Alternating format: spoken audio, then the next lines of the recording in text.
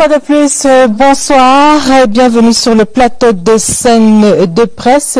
Et sur ce plateau, avec moi, Cyril Roland de Béchon, qui est directrice exécutive de l'ONG Nouveau Droits de l'Homme au Cameroun. Bonsoir et bienvenue. Merci, bonsoir et merci pour l'invitation. En face de vous, le professeur Mathias Eric Onangini, qui est politologue. Bonsoir professeur et bienvenue sur le plateau. Bonsoir madame et bonsoir aux téléspectateurs. Une question pour vous deux sur ce plateau et sur la table du débat ce soir. Des forces de défense et de sécurité sont donc à l'œuvre. ONG, humanisme ou belligérance.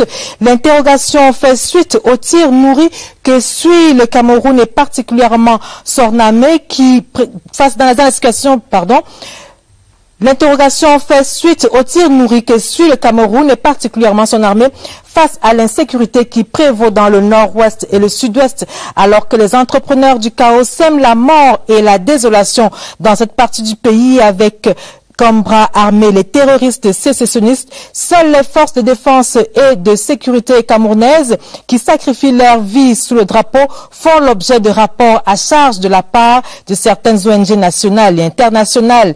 Le ministre de l'administration territoriale s'en est étonné au cours d'un point de presse cette semaine. Ce soir, Scène de Presse prolonge la réflexion quant à ce qui apparaît aux yeux de certains observateurs comme le silence complice des ONG dont la mission est pourtant de promouvoir les droits humains. Des droits humains bafoués par la violence dans le nord-ouest et le sud-ouest. On le verra dans la deuxième partie de cette édition de Scène de Presse. La température monte à nouveau dans ces régions et dans celles de l'ouest. Galim, Bamenda, Garbou, pour ne citer que les attaques les plus retentissantes de ces dernières semaines. Des civils et des éléments des forces de défense et de sécurité ont rallongé la liste des victimes de cette violence terroriste aveugle. Le mercure remonte alors même que les propositions du grand dialogue national prennent corps et que le chef de l'État, à travers le gouvernement, multiplie des actes d'apaisement et de bonne foi. Mais tous ces efforts subissent les épreuves d'un radicalisme qui se traduit par un nouveau coup de chaud dans le nord-ouest et le sud-ouest. Pourquoi? Question en débat ce soir dans un contexte où la Commission nationale de promotion du bilinguisme et du multiculturalisme lance une campagne de sensibilisation et d'appropriation de la loi du 24 décembre 2019 sur les langues officielles. Les langues officielles, mieux le bilinguisme comme engrais de paix. Nous en parlerons dans la troisième partie de cette édition. Mais déjà, parole aux journalistes pour une question. Rapport à charge des ONG contre le Cameroun pour qui roule la presse camerounaise. Et c'est dans Édito.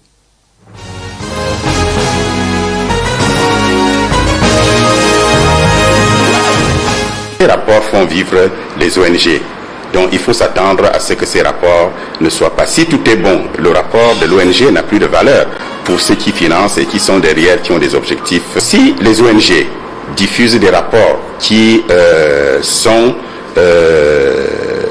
pas véridiques, le devoir ou la responsabilité des médias, c'est de rectifier et de donner la bonne information. Les médias ont leur ligne éditoriale qui ne sont pas similaires et ne se ressemblent pas. Ce qui est d'ailleurs normal.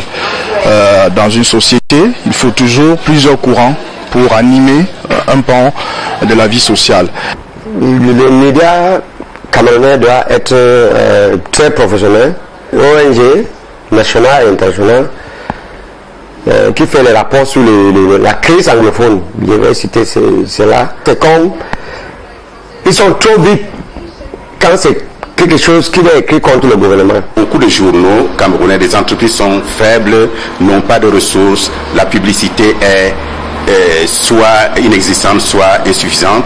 Et je comprends des confrères qui, lorsqu'ils reçoivent des subsides, des subventions, des aides, des apports divers, sont tentés de suivre un peu le courant ou bien les idées de ceux qui leur apportent des subventions. Je ne condamne personne, mais je dis la réalité est celle-là. Donc, lorsqu'il y a un contexte politique, vous verrez qu'il y a toujours une implication de certaines ONG, des ONG d'un certain type qui disent entre guillemets soutenir l'action humanitaire, mais qui se retrouvent mêlés dans des situations qui mettent en difficulté les États. Le journaliste dans cette posture doit se mettre pas forcément en militant de la défense des intérêts nationaux, mais en protecteur de la paix sociale. Les médias ne doivent pas être le relais de la division sociale, le relais de la souillure sur l'armée, par exemple. Professeur de journalisme au Cameroun, c'est un métier pour tout le monde. Les gens qui sont allés à l'école, ils ont échoué pour être les avocats, ils ont échoué pour être les professeurs, ils ont échoué pour être les ingénieurs. Quand ils rentrent au quartier, prend juste un bic avec un bout de papier et commence à passer dans le bureau comme journaliste. On connaît beaucoup.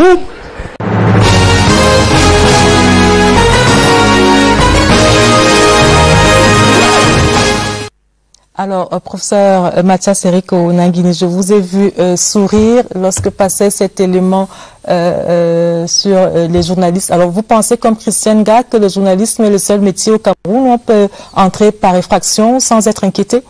Non, je ne dirais pas ça, mais en même temps, ce qu'il dit n'est pas complètement faux. On voit bien que un certain nombre de personnes qui ont connu des échecs en termes d'insertion professionnelle dans d'autres métiers trouvent le journalisme comme une porte de repli, un lieu de refuge salutaire. Ça, c'est tout à fait établi. Alors, parlons donc de ces ONG qui s'illustrent par des rapports particulièrement biaisés sur les forces de défense et de sécurité camerounaises. Jusqu'où pensez-vous que ces ONG forcent le trait? Non, je pense que ce qui se passe dans le nord-ouest et le sud-ouest n'est pas quelque chose d'anodin. Ça s'inscrit dans un mouvement général qui a été théorisé par des spécialistes de la stratégie, le général américain Mattis, mais aussi l'expert soviétique Andrei Korybko, qu'on appelle la guerre hybride. Dans les guerres hybrides, il y a beaucoup de volets d'action. Et parmi ces volets d'action, il y en a qui se rapportent à ce qu'on appelait traditionnellement la guerre informationnelle ou la guerre psychologique. Et évidemment, les officines a priori morales que sont les organisations des droits de l'homme peuvent être impliquées dans de tels conflits. Et ce n'est pas une réalité spécifique au temps d'aujourd'hui. En réalité, cela existe depuis que cette forme d'action s'est constituée dans l'espace international à la fin des années 1960, au début des années 1970, avec notamment le fameux conflit du Biafra. L'action conduite par des ONG, les ONG d'action humanitaire qui sont nées à l'occasion dans l'espace public international, a montré en même temps que ces officines pouvaient être des agences de relais d'un certain nombre d'acteurs, de services spéciaux, d'intérêts de différents lobbies. Pour donc revenir au Cameroun de manière spécifique, il n'y a qu'à regarder comment ces ONG, qu'elles soient nationales ou internationales, rendent compte de la crise et du fait que la crise puisse produire des abus en termes de droits de l'homme. Une guerre, évidemment, ce n'est pas une partie de plaisir. Et dans une guerre, il peut y avoir des exactions de part et d'autre. Donc, ce n'est pas ça qui est en jeu en tant que tel. Mais précisément, si on a une déontologie exigeante, on ne peut pas rendre compte de ces exactions de manière biaisée. Et il faut voir comment, dans le cours du conflit, chaque fois que, à tort ou à raison, on pense que les forces de défense et de sécurité du Cameroun sont impliquées dans des exactions, évidemment, le tir est nourri, il est extrêmement violent. Par contre, quand on se trouve dans des situations manifestes d'abus de droits de l'homme qui viennent des groupes armés, il y a souvent un silence qui est tout à fait surprenant. Vous avez vu la fameuse affaire de Madame Florence Ayafor. Vous avez vu également cette dame qui a été enterrée vivante par les fameux groupes ambazoniens. On a même vu, bien après la polémique sur Human Rights Watch, on a vu ce qui s'est passé à Galim. Ceux qui doivent précisément, dans tel ou tel cas, mettre en évidence les violations des droits de l'homme, on a l'impression, et ce n'est pas une impression, c'est la réalité, qu'ils choisissent les situations qu'ils vont dénoncer. Et on se rend compte que quand ils dénoncent, ces situations ne concernent que les forces de défense et de sécurité. À partir de ce moment, pour finir, ça indique bien qu'il y a une perspective non seulement idéologique, mais stratégique qui oriente leur manière de faire. Et c'est dans une logique en fait de diabolisation. Et on a déjà vu ça aussi dans d'autres pays qui ont été confrontés à des crises de ce type, à l'exemple de la Côte d'Ivoire ou de la Libye. Alors, Cyril Roland de Béchon, vous pensez également que les ONG, ou certaines ONG qui font des rapports à charge contre le Cameroun sont engagées dans une logique de diabolisation, comme vient de le dire le professeur Mathias Rico Nangini? Non, pas du tout. C'est pas possible. Nous, à Nouveau Droit de l'Homme, nous faisons des rapports. Nous avons d'ailleurs fait un sur la tragédie de Garbour. Il s'agit ici pour les organisations, me semble-t-il, de jouer leur rôle. Leur rôle qui est celui-là de dénoncer, d'abord d'établir les faits, de dénoncer quand il y a des violations. C'est dans leur travail. Est-ce que ces rapports donnent des informations crédibles, n'est-ce pas, qui peuvent servir à une meilleure protection des droits humains? Je crois que le débat est à ce niveau, parce que dans un rapport, une ONG joue sa crédibilité. Un rapport n'est pas juste un document qu'on fait circuler pour le plaisir de faire circuler, parce qu'en même temps, vous pouvez dire des bêtises et on vous rapporte la preuve du contraire. Donc, c'est un travail sérieux que nous prenons avec beaucoup de sérieux, parce qu'il faut être sûr de ce que vous dites avant de le dire.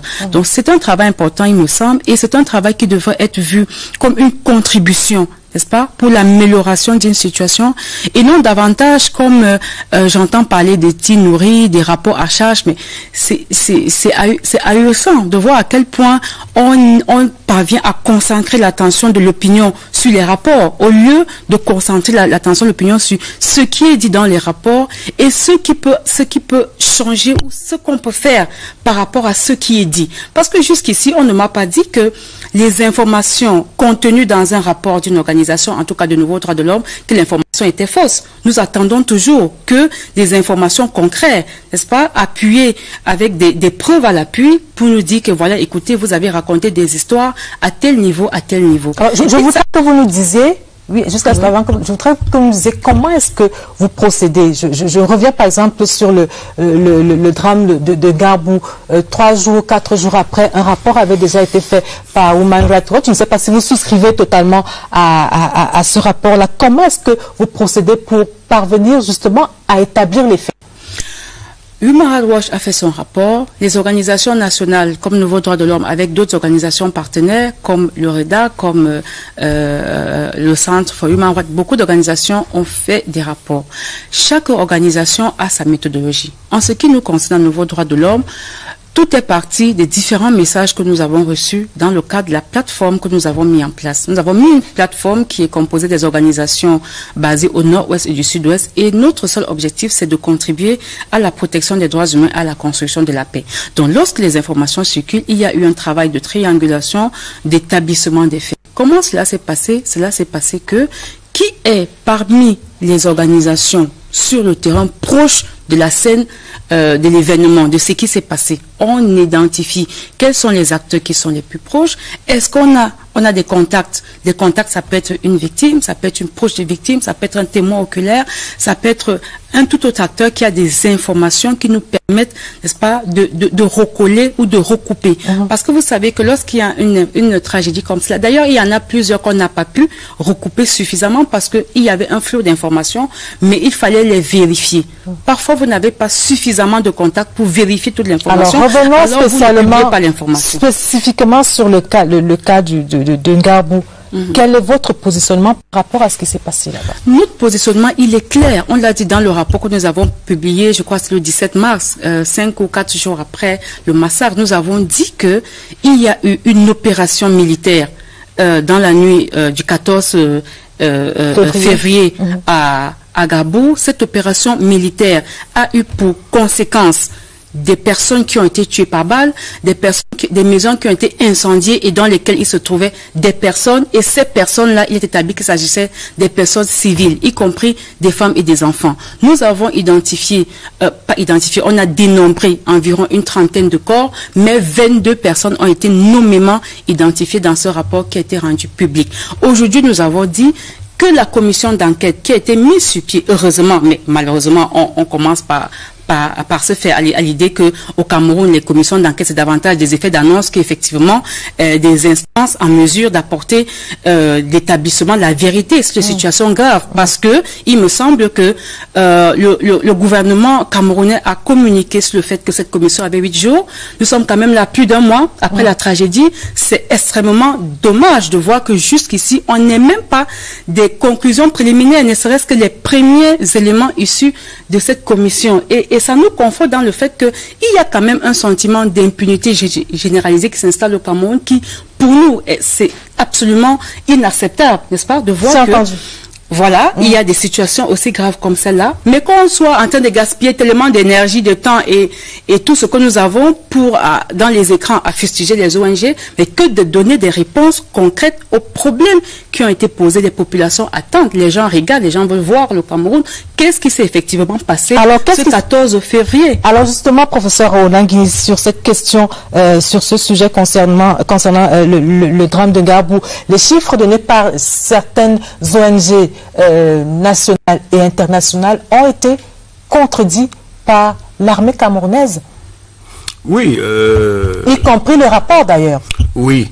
À l'occasion, le ministre délégué à la présidence chargé de la défense, puis le spécialiste chargé de la communication, que nous avons d'ailleurs reçu sur ce plateau, à Tonfac, ont démenti la ligne de présentation des faits et d'analyse qui a été celle des ONG. Je réitère, madame, que nous avons un traitement biaisé. Le problème n'est pas de dire que les ONG, dans tous les cas, ne mettent pas le doigt sur des violations des droits de l'homme. Ça peut être le cas. Mais c'est comme si on choisissait.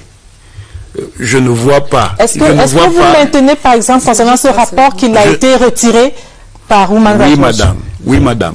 Le rapport de Human Rights Watch, le premier, faisait état notamment de listes de victimes. Le document qui a sur le site à la section rapport n'est pas un rapport, madame. Un rapport ne peut pas se citer lui-même. C'est un document qui rend compte du rapport, puisque dans ce document, on a des extraits avec des guillemets de madame Hilaria Alegrotti.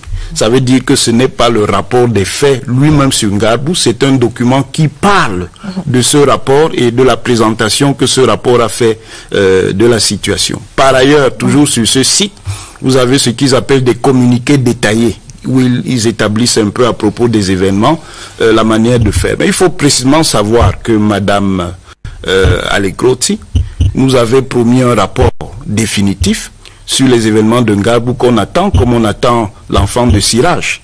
Depuis, ce rapport-là ne vient pas, pour la simple raison que ces informateurs, elle a le droit d'en avoir sur le terrain, certains ont été arrêtés, notamment M. Foy Yakubu, qui était ce qu'on appelle dans la nomenclature des ambazoniens un Zero Ground Coordinator, et particulièrement chargé des problèmes de propagande. Je réitère, madame, que le traitement des violations des droits de l'homme est biaisé. Le fait que ce rapport a été retiré... Je vais vous indiquer pourquoi. Il y a bien eu les événements de Ngalim après, et dans les Bamboutos. Pourquoi on ne voit pas le même entrain, la même volonté de démontrer ce qui s'est passé? C'est parce que dans la situation de Ngalim, il est évident que ce ne sont pas les forces de défense et de sécurité qui sont impliqués, mais que ce sont des groupes armés. D'ailleurs, sur les groupes armés, il y a une polémique, puisque M. Marc Barra, ou Marc Barretta, comme il se fait appeler des deux noms, a indexé non seulement un parti politique, le MRC, mais a indexé la base, en disant que pour lui, ce sont eux, puisqu'il, selon lui, c'est ce qu'il a dit, ils avaient promis de passer à la lutte armée. Là, on ne les entend pas parler.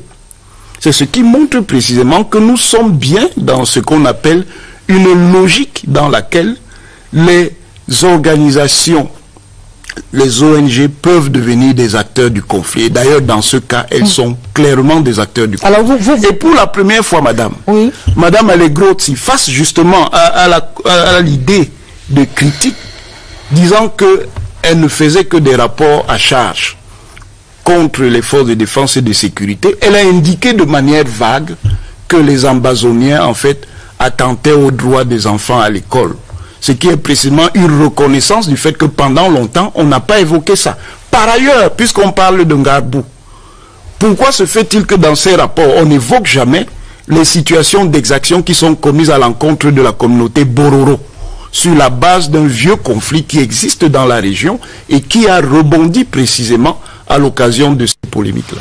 Alors, je voudrais juste, je vais vous donner la parole, professeur. Je crois comprendre en vous écoutant que les ONG ou certaines ONG ont dévoyé les missions d'humanisme qui sont les leurs, tout au moins en ce qui concerne le Cameroun. Oui, mais c'est évident, puisque je vous dis qu'on ne rend pas compte des violations des droits de l'homme de la même manière. Ça veut dire qu'il y a une grille de sélection qui permet d'orienter le regard vers les forces de défense et de sécurité. Et c'est là où il y a un problème. Pourquoi, madame? Parce que nous sommes dans une situation de guerre hybride. Et dans les guerres hybrides, les groupes armés ont une certaine manière de fonctionner. Ils se dissimulent dans la population. Ce qui rend difficile l'action des forces de défense et de sécurité, que ce soit les unités dites régulières ou les unités spéciales. Il est extrêmement difficile d'agir contre ces groupes quand ils sont dans les villages, puisqu'à l'occasion, en l'occurrence à Ngarbou, le lieu qui a été attaqué lors de cette opération était une espèce de lieu fortifié où il y avait du carburant, il y avait des armes, ainsi de suite. Mais en plein village, parce que, évidemment, l'une de leurs logiques pour rendre la tâche difficile aux forces de défense et de sécurité, c'est de se dissimuler dans les villages. Je voudrais réagir sur une ou deux choses. Je suis un peu mal à l'aise quand j'entends des personnes éclairées dire certaines choses. Par exemple, concernant l'affirmation de M. Barreta, ou je ne sais pas comment il s'appelle très bien, quel est son vrai nom, mais le seul fait de faire une affirmation de ce genre ne nous permet pas, ne nous donne pas, ne veut pas dire que ce qu'il dit est vrai. Personne ne l'a dit. Non, c'est vous qui vous appuyez dessus pour faire un développement assez sérieux sur l'implication. Quand on a ce genre d'informations, c'est justement ce qui est le plus difficile que les organisations font, c'est de pouvoir rajouter à ça plusieurs autres éléments qui vous permettent d'en avoir suffisamment et pour faire des affirmations. Ce n'est pas parce que c'est seulement dans le cas de l'armée. C'est seulement dans le cas de l'armée qu'on sait que c'est suffisant. A blessé tel et puis voilà, c'est une vérité, c'est établi. Par contre, pour l'armée, c'est toujours vrai. Voilà, à la base, non mais c'est pas possible. C'est absolument dommage. Et puis je voudrais dire une chose. On parle tantôt d'humanisme. Il faut reconnaître que les acteurs humanitaires peuvent parler aux belligérants. Parce que même dans une guerre, même dans un conflit international, on sait qu'en dehors des organisations, les humanitaires sont aussi les centres de santé, sont les médecins, c'est tous les acteurs qui peuvent recevoir les belligérants de part et d'autre. Donc le fait de parler avec un belligérant ne fait pas de vous un soutien d'un belligérant. Je suis désolée. Écoutez, moi, parfois je suis taguée, parfois vous recevez tellement d'informations, vous dites, mais attendez, vous voyez, dans tout ça, il faut aller chercher, voir qu'est-ce que l'information que je peux utiliser. Je répète encore une chose, le fait de parler avec un belligérant ne fait pas de vous un belligérant. Un médecin reçoit les groupes armés séparatistes, il reçoit la force régulière, il reçoit les populations civiles, il reçoit tout le monde. Maintenant, il sait que dans le cadre de son travail, il y a un certain nombre de normes qu'il doit respecter et c'est ce qui est fait. Je vous rappelle et je redis encore une fois de plus, les organisations me disent qu'ils sont acteurs au conflit. Peut-être acteurs au conflit en tant qu'humanitaire, je suis d'accord, parce que une crise, ça met en action beaucoup d'acteurs, y compris les acteurs humanitaires, parce qu'il faut relever que l'humanitaire, c'est pas seulement les organisations qui font des rapports. Les organisations sont multiples, elles sont diverses, elles ont des objectifs aussi différents que variés, parce qu'on en a de différentes catégories. Donc venir aujourd'hui, mettre dans un seul sac tous les acteurs et dire que les rapports des organisations sont biaisés, mais quand même ça met mal à l'aise, parce que même dans la sortie du ministre, vous avez parlé là tout à l'heure, moi j'ai été assez surprise de voir que tout le monde était mis dans le même sac, y compris le système des Nations Unies au Cameroun. Mais écoutez, je suis surprise que là on ne parle que de Human Rights Watch, mais il ne s'agit pas seulement de Human Rights Watch. Plusieurs autres acteurs ont fait des rapports qui vont exactement dans le même sens.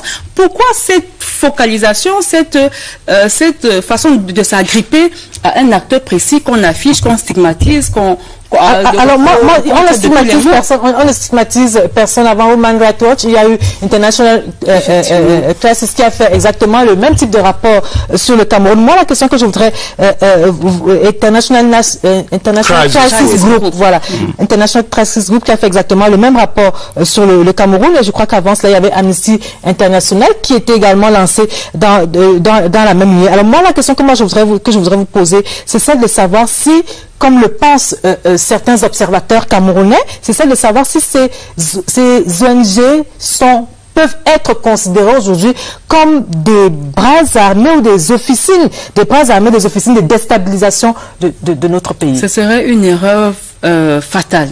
Une erreur tellement grave que on se demande quelles seraient les retombées d'une telle classification. C'est aberrant, c'est inacceptable. Je ne vois pas en quoi les organisations, quel est même l'intérêt recherché d'ailleurs. C'est-à-dire, en fait, je me pose la question, moi, à Nouveau Droit de l'Homme, je me dis, avant, moi, j'allais à Limbe en tant que Camerounaise, je suis au Cameroun, je vais me balader, et ainsi de suite. Quand je ne peux plus m'y rendre, est-ce que je suis contente de vivre ainsi? Mais je ne pense pas.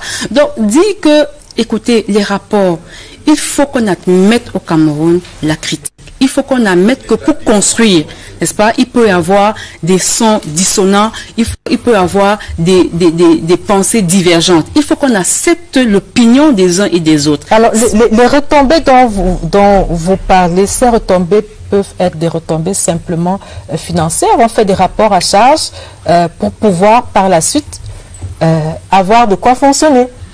Mais pendant combien de temps fonctionner ou dans un pays en feu, je ne pense pas que vous allez fonctionner, ou sauf si c'est pour avoir l'argent et partir. Et je ne suis pas sûr que ce soit l'ambition des leaders de société civile qui s'impliquent au Cameroun et qui travaillent pour la paix au Cameroun. Il s'agit effectivement, moi je pense que il faut voir les choses du bon côté. Et c'est ce qui nous manque le plus. Je pense qu'on passe le temps à chercher la bête noire qu'on oublie, n'est-ce pas, qu'on se perd et on perd le chemin que l'on devrait prendre.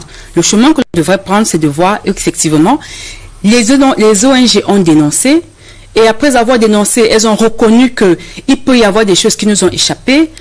Est-ce que l'État du Cameroun peut mettre en place une commission d'enquête? Parce que nous avons demandé la commission d'enquête indépendante. C'est déjà ça que de reconnaître, Madame Béchon. C'est déjà ça que je voudrais qu'on avance dans le débat. Professeur Onanguini, vous êtes fidèle à vous-même, vous maintenez, et vous l'avez encore dit aujourd'hui sur un plateau concurrent ce dimanche, vous maintenez que certaines ONG sont en mission Cameroun. Je le maintiens, madame.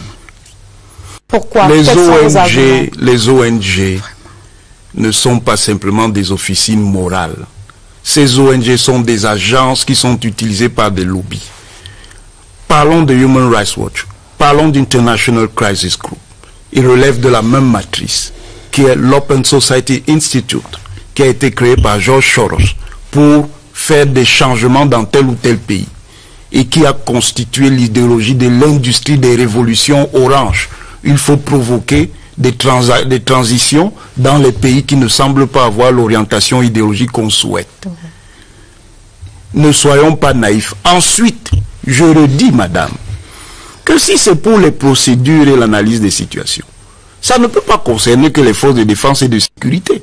Et à plusieurs reprises, nous avons vu des violences, des embasamements. Pourquoi ça, ce n'est pas aussi documenté? Pourquoi de manière précise, ces mêmes ONG ne peuvent pas nous dire dans telle ou telle situation, voici ce qui s'est passé. C'est là où il y a le biais, et c'est là où ces ONG deviennent des instruments dans la dynamique du conflit. Parce que justement, dans une logique de déontologie qui serait correcte, puisque elles aiment critiquer, qu'elles acceptent aussi la critique. Dans une logique de déontologie correcte, autant elles pourraient rendre compte des exactions que peuvent commettre les forces de défense et de sécurité. J'ai dit dès le départ que nous sommes dans une guerre. Et dans une guerre, il y a toujours des exactions. Autant il faut aussi documenter ce que les groupes armés font. Si on ne le fait que d'un côté, ça montre qu'il y a une orientation qui vise à obtenir des effets. Et ces rapports sont destinés à qui? Sont destinés à un certain nombre de décideurs de la communauté internationale, parce que la logique claire de tout ça, c'est de susciter une intervention internationale au Cameroun, mettant le Cameroun sous un régime de protectorat de fait, dont le privant de sa souveraineté. Certains pensent que ce sera là le raccourci qui va leur permettre d'arriver au pouvoir. C'est de cela qu'il s'agit. Alors, Cyril Roland, je voudrais juste vous poser une question. Oui, vous avez exprimé. Je voudrais, en vous introduisant, que vous nous disiez pourquoi ce silence, comment comprendre ce silence des ONG face à certaines attaques des terroristes. Comme le professeur le disait tantôt, il n'y a pas eu de déclaration, il n'y a pas eu de rapport sur les attaques de Galim qui ont quand même fait 8 morts, dont 4 éléments de force de défense et 4 civils. Pas de rapport non plus sur ce qui aurait pu être une catastrophe à Bamenda le 8 mars. On n'a pas entendu les ONG, on n'a pas lu une seule ligne sur ces événements-là. Pourquoi? C'est justement ça qui est faux. Et c'est pour cette raison que je voulais rebondir directement après l'intervention du professeur. Les organisations nationales ont réagi. C'est-à-dire, après l'attaque de Galim, je vais vous citer. Le REDAC a fait une déclaration, par exemple, sur ce qui s'est passé à Galim. Seulement une déclaration. Nouveau droit de... Non, écoutez, mais il faut rappeler, et ça me permet de clarifier une chose. Les réactions, vous n'allez pas nous imposer un format. Il y a plusieurs formats dans lesquels on peut réagir. En fonction des situations. On peut réagir avec un rapport. On peut réagir avec une déclaration. Le rapport, c'est pour l'armée, les déclarations, c'est pour... communiqué.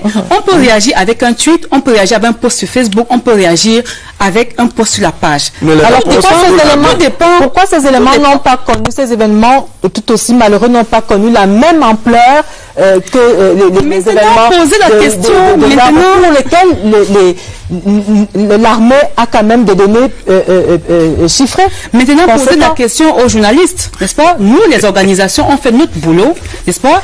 Quand je décide de réagir sur le 8 mars, par exemple, je réagis en disant, bon, moi j'ai des raisons d'être en noir parce que ce que j'entends là n'est pas une bonne nouvelle. C'est ce que je pense, c'est ce que je sens en ce moment précis et c'est une réaction.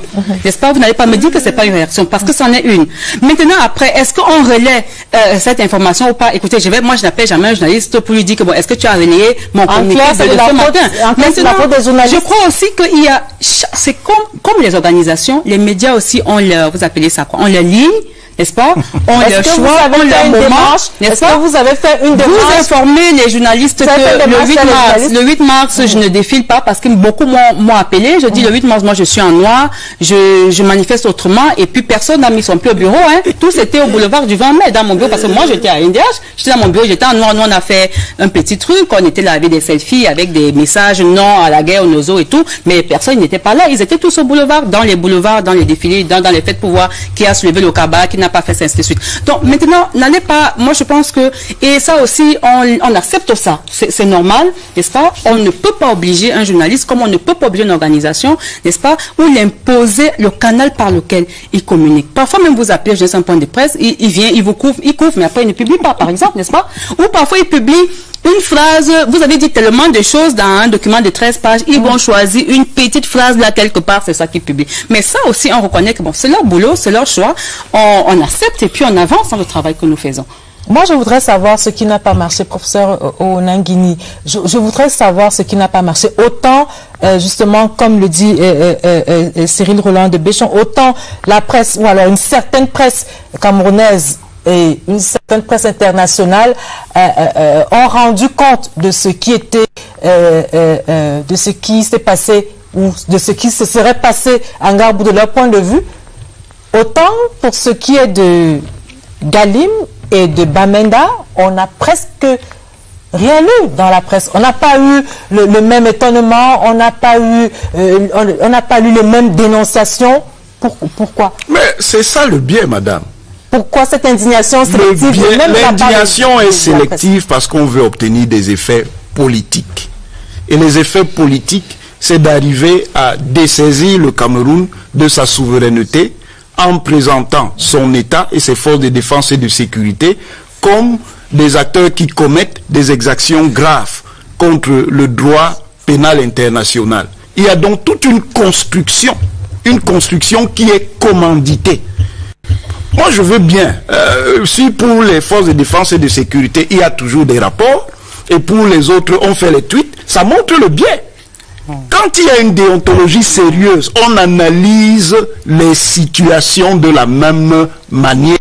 Il n'y a pas à faire... C'est comme si on faisait aussi des rapports contre les groupes armés sans en faire sur les exactions que les forces de défense et de sécurité peuvent commettre. C'est ça le biais. Par ailleurs, est-ce que la logique, il y a aussi des mélanges de rôles, des interférences, et ça montre dans la surpolitisation de ces ONG.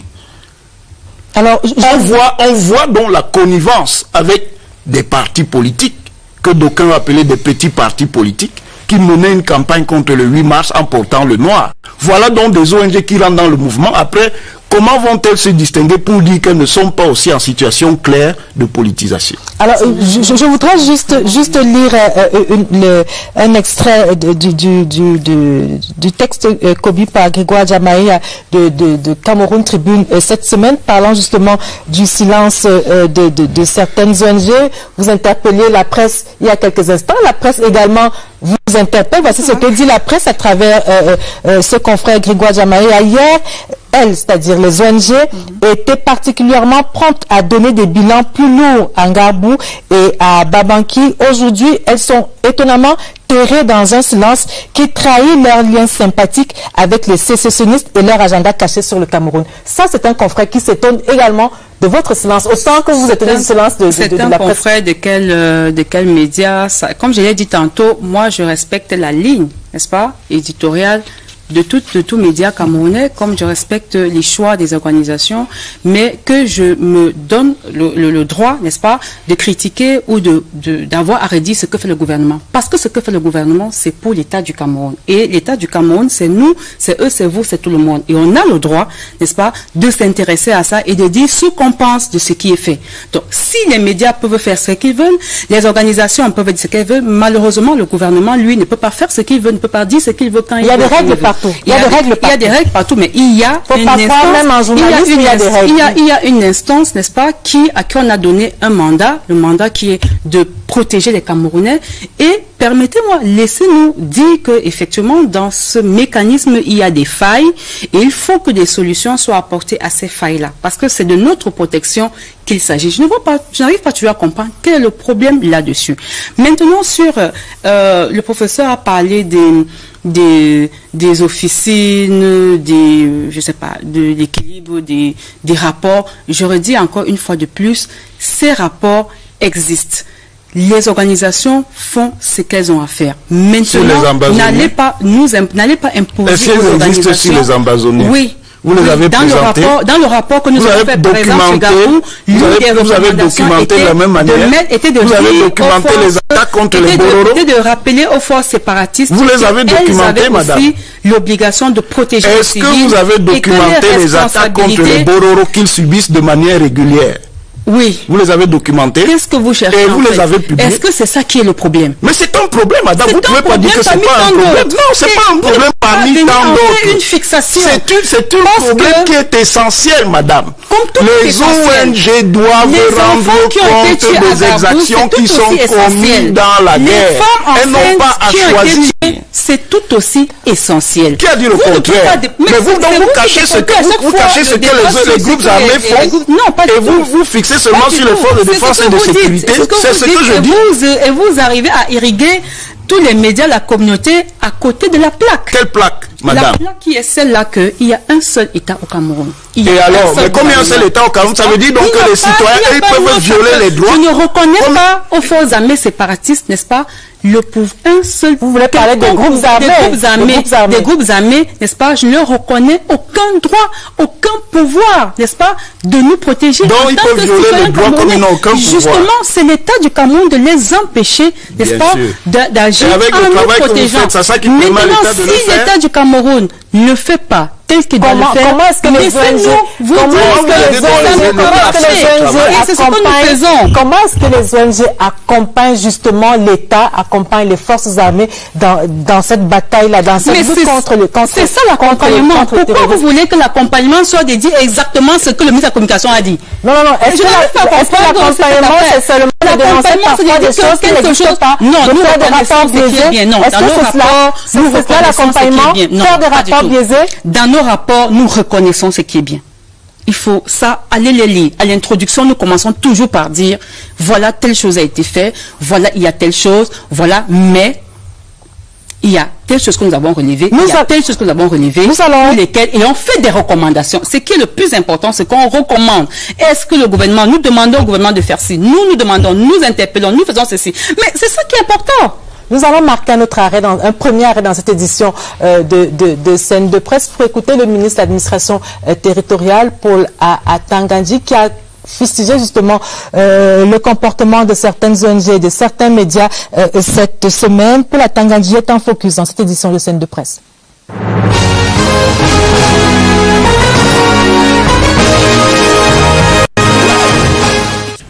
Le ministre de l'Administration territoriale est en mesure d'affirmer que ces ONG aux ordres ont reçu plus de 5 milliards de francs CFA des réseaux occultes à l'intérieur et à l'extérieur du Cameroun pour déstabiliser les institutions républicaines.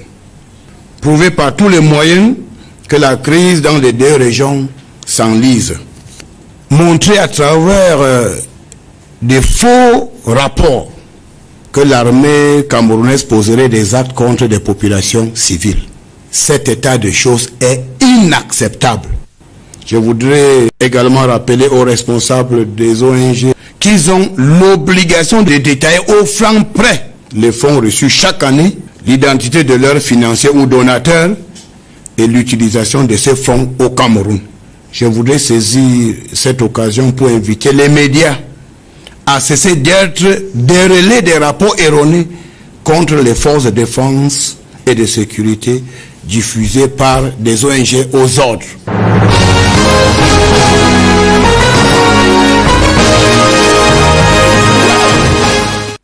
Retour sur le plateau de scène de presse. Alors, vous l'avez entendu il y a quelques instants, le ministre Paul Atangandji qui parle de ces réseaux occultes à l'intérieur et à l'extérieur du Cameroun qui financent les ONG, certaines ONG pour déstabiliser le Cameroun et produit des rapports à charge contre notre pays et particulièrement contre les ONG. Alors, Madame Cyril Roland-Béchon, moi, je voudrais juste savoir tout à fait entre nous, d'où viennent les financements des ONG? Est-ce que ces financements sont tributaires ou conditionnés par les rapports que vous faites? Des rapports commandés, je veux dire. Non, pas du tout. Les financements des organisations de société civile sont des financements de coopération. Et ça s'appelle la coopération bilatérale ou la coopération multilatérale. C'est-à-dire qu'en l'état des choses, le nouveau droit de l'homme, par exemple, bénéficie d'un appui de l'Union européenne. C'est un appel qui est un appel à proposition mondiale, n'est-ce pas? Parfois, il y a des appels spécifiques au Cameroun. L'instrument européen pour la démocratie et les droits de l'homme, c'est disponible sur Internet. Et l'État du Cameroun est bien conscient parce qu'il accepte les termes de ce financement à travers le Fonds européen de développement. Je crois qu'on est au 11e FED actuellement. Souvent, on voit dans vos médias quand le MINPAT, je pense bien, signe, n'est-ce pas, ces FED-là, ces accords avec l'Union européenne. Et c'est dans le cadre de ces accords-là qu'il y a des pourcentages bien précis qui sont définis. Quel est l'appui global qui sera destiné au gouvernement, n'est-ce pas, aux entités étatiques, et quel est le pourcentage de l'enveloppe qui sera remis ou redistribué d'une manière ou d'une autre aux organisations civiles. Je n'ai jamais reçu. Jamais. D'ailleurs, que les rapports que nous faisons dans ce projet, est-ce qu'il y a même des rapports à faire? Il y a des rapports d'étapes à faire, mais les rapports sur la situation, lorsque nous allons dénoncer une violation, je n'ai jamais reçu un coup de fil, n'est-ce pas, me demandant de dire quelque chose dans mon rapport. Alors, jamais. Quelles sont les conditions que vous devez réunir pour obtenir ces financements? Les conditions qu'on doit réunir, c'est d'être légalement établi au Cameroun. C'est d'avoir une expérience d'un minimum, je crois, ça dépend. Il y en a qui ont 2 ans, il y en a qui n'ont pas, il y en a qui ont 5 ans. Par exemple, les Nations Unies, pour vous dire 2 ans. Donc, vraiment, ça dépend. Il y a une expérience qu'il faut présenter. Il faut présenter des rapports d'activité qui, justement, sont la preuve de votre expérience, parce que l'expérience n'est pas de dire que, voilà, j'ai existé depuis 10 ans, vous pouvez avoir existé depuis 10 ans, mais ne rien faire du tout. Donc, c'est la capacité à avoir un siège, à présenter le travail qui est fait, n'est-ce pas? À nouveau, droit de l'homme, nous avons un service de protection, c'est comme ça qu'on l'appelle, qui est en fait un service d'aide légale que nous apportons aux citoyens tous les jours, pas que pour la crise anglophone, il faut le dire, parce que je suis désolée de voir qu'on ne parle actuellement que du travail des ONG par rapport à la crise anglophone. Nous recevons tous les jours les femmes, les hommes qui viennent se plaindre, qui d'une arrestation arbitraire, qui d'une détention abusive, qui d'une femme battue, qui d'un enfant déshérité. On reçoit tous les jours les cas, les registres sont là, ils sont disponibles. Nous travaillons aussi pour la participation des populations au processus électoral. Nous avons fait une déclaration, nous avons observé le processus électoral de 2020, comme on l'a fait en 2018, en 2013, en 2011, en 2007, je pense, ou 2004. Donc, on a un CV qui est vaste. Allez taper sur l'Internet. C'est entendu, Madame Deschamps. C'est de ça qu'on a besoin. On a besoin des organisations qui sont en mesure, n'est-ce pas, d'impacter sur le terrain. Et c'est ce que nous essayons de faire. Maintenant, quand on dit que, bon, écoutez, dans ce travail que nous faisons, nous apportons, lorsque l'État du Cameroun, lorsqu'on révisait la loi sur la Commission nationale, on a été sollicité pour participer à ce travail, n'est-ce pas? Mais pourquoi est-ce que ce travail qui est apprécié à certains endroits n'est pas de la même manière quand il s'agit maintenant des crises, quand il s'agit de critiquer, de dénoncer ce qui n'a pas marché? C'est entendu. Alors, professeur Onanguine, je voudrais qu'on revienne donc sur ces liens entre les réseaux occultes de financement des ONG et ces ONG justement qui travaillent au Cameroun. Quel est le lien? Est-ce que, contrairement à ce que dit Madame Cyril Roland de Béchon, est-ce que les rapports de ces ONG sont conditionnés? Est-ce que ce sont des rapports commandés et qui donnent lieu à un certain type de rémunération, on va le dire comme ça, après publication? Un certain nombre de ces rapports sont clairement commandités, parce que je vous ai dit qu'il faut obtenir des effets précis au niveau de la communauté internationale. Mais disons, moi je pense que ce qui est important, je vois la grande nervosité des ONG, parce que le ministre de l'administration territoriale leur a demandé de rendre compte, et ça m'amuse. Parce que précisément, les ONG, dans la logique de la société civile, devraient même plutôt être contents. Elles devraient être plutôt contentes de ce que le ministre demande, puisque ça va leur permettre de démontrer qu'elles-mêmes sont exemplaires en matière d'accountability. On ne peut pas demander aux autres l'accountability et ne pas le faire soi-même. Elles-mêmes doivent être exigeantes en la matière. Donc, ça ne devrait même pas susciter de polémique, du moins ce volet-là. Elles devraient effectivement présenter le rapport et faire état de tous les financements. Et par ailleurs, à l'observation, ce sont aussi des officines patrimoniales. On voit bien comment ces ONG fonctionnent. On voit comment elles fonctionnent. On voit bien les profits que les gens y font. Ce qui laisse entendre qu'effectivement la gestion d'un certain nombre de ressources dont elles bénéficient n'est pas aussi orthodoxe qu'on veut le faire croire. Alors, en tout cas, si ce n'est pas ça, qu'elles fassent donc les rapports et on verra donc les ONG qui sont irréprochables en la matière. Ça ne devrait pas susciter la nervosité que je vois auprès d'un certain nombre de leaders d'ONG. Alors, juste pour finir, vous parlez de vos rapports il y a quelques instants et de l'accompagnement que vous dites apporter au gouvernement. Que doit faire le gouvernement des rapports qui sont rédigés par les ONG? Ces rapports doivent être reçus, ils doivent être analysés. Ils doivent, des réponses, des enquêtes ou des check-ins doivent être faits sur ce qui est dit et des actions posées. C'est de ça qu'il s'agit. On n'a jamais dit que ce qui est dit dans un rapport était parole d'évangile. Mais on a dit que ce sont des dénonciations. On le rappelle, ce sont des dénonciations, ce sont des allégations de violation. Et je vous ai dit toujours... Ils peuvent s'avérer fausses. On est d'accord là-dessus? Oui, ils peuvent s'avérer aussi des mécanismes, n'est-ce pas? Des mécanismes transparents, n'est-ce pas, ont été mis en place pour démontrer justement que ce qui a été dit dans ce rapport est faux. Mais malheureusement, je dirais malheureusement, l'histoire du Cameroun nous renseigne que voilà, il a été très difficile d'établir le contraire face à ces rapports-là. Maintenant, quant à ce qu'a dit le professeur sur la sortie... On signale quand même que sur Gabou, l'armée parle de 5 morts. Hein. L'armée, ça c'est la parole de l'armée. Maintenant, une commission d'enquête a été mise sur pied, au risque de me tromper. Maintenant, cette commission était pour démontrer qu'effectivement, il y a... L'armée qui est au front. L'armée qui est au front, alors que les ONG ne sont pas vraiment au front. Les ONG n'ont que des relais. C'est pas une affaire de front. C'est pas une affaire d'être au front des pètes là. C'est une affaire de les actions. Parce que même le professeur l'a dit. Alors comment parler de quelque chose alors qu'on n'était pas sur le terrain? Comment ça se fait? Comment l'armée a fait pour savoir qu'il y a eu 5 morts? L'armée sur le terrain? Ça veut dire qu'après le les éléments de force de défense sont sur le terrain? Justement, je dis donc que ça c'est la parole de l'armée, comme il y a eu la parole du gouvernement. Maintenant nous attendons la parole de la commission d'enquête, que nous aurons souhaité qu'elle soit indépendante, n'est-ce pas, pour donner les gages, effectivement, pour démontrer que ce que les organisations ont dit n'était pas fondé. C'est entendu. Alors professeur, pour finir, professeur Onanguini, qu'est-ce que le gouvernement doit faire de ces rapports-là? Non, moi je pense que les ONG fassent leur travail, c'est-à-dire recenser les exactions, n'est pas un problème en soi. Moi, le problème que j'ai, c'est la géométrie variable. On ne peut pas choisir les situations. Quand c'est l'armée, on fait les rapports. Quand c'est les groupes armés, quand on est gentil, on fait les tweets. Non, ça ne fonctionne pas comme ça.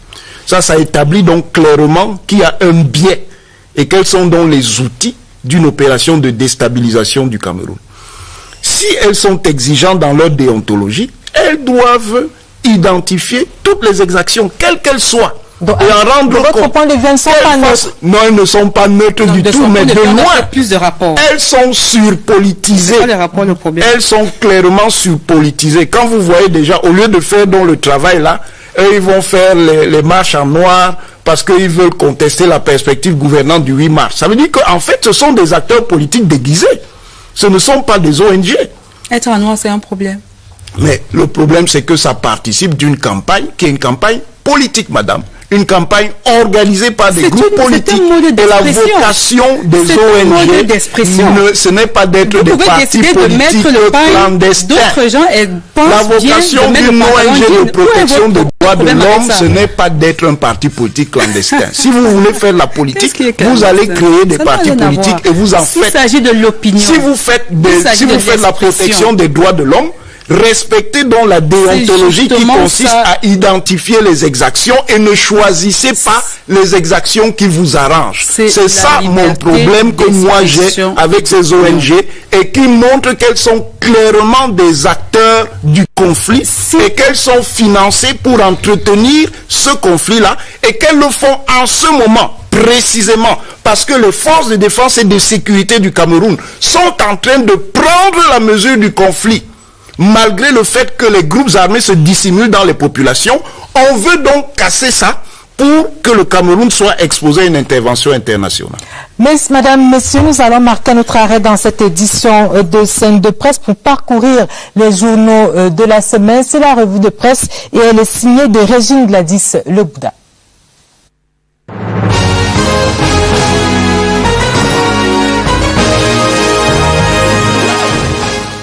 Bruit de guerre dans la presse cette semaine. Une attaque terroriste à Galim déverse du rouge dans Cameroun Tribune.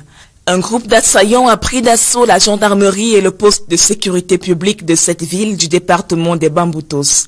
Bilan, 8 vies fauchées au soir du 7 mars. Les regards à jamais éteints des tués de Galim attristent les colonnes du jour. Les éclats de sang se répètent le lendemain à Bamenda. En pleine célébration du 8 mars, une mine artisanale explose à une centaine de mètres de la tribune officielle, selon Mutation. Un militaire y perdra la vie et 8 autres membres des forces armées s'en tirent grièvement blessés. Le regain de violence suscite la colère du gouvernement dans Cameroun Tribune. Un communiqué du ministre de la Communication condamne l'attaque et dénonce le silence des ONG face à la cruauté des bandes terroristes sécessionnistes. René Sadi annonce des mesures sécuritaires renforcées. Comme un premier écho, un couvre-feu est instauré dans la Mésame par le préfet, selon Mutation. D'autant plus que le jour a vu tomber une nuit de guerre sur Bamenda. Selon le journal d'Amanmana, des coups de feu ont saturé la nuit du 9 au 10 mars dans plusieurs quartiers de la capitale du Nord-Ouest. D'un front à l'autre, le gouvernement est en ordre de bataille contre le coronavirus. Lundi, dans Cameroun Tribune, la stratégie pour contrôler la pandémie se décline dans un spécial Covid-19. Les assurances sont claires dans mutation. La menace fantôme est sous contrôle malgré 4 cas déjà confirmés au Cameroun. Suffisant pour motiver des dossiers musclés sur la pandémie qui paralyse le monde et grippe l'économie. Diagnostic dans mutation, la fièvre du virus affecte le secteur halieutique, inquiète le patronat, infecte les prix du pétrole et injecte la peur dans tous les marchés. Bonne semaine et à dimanche sur la scène.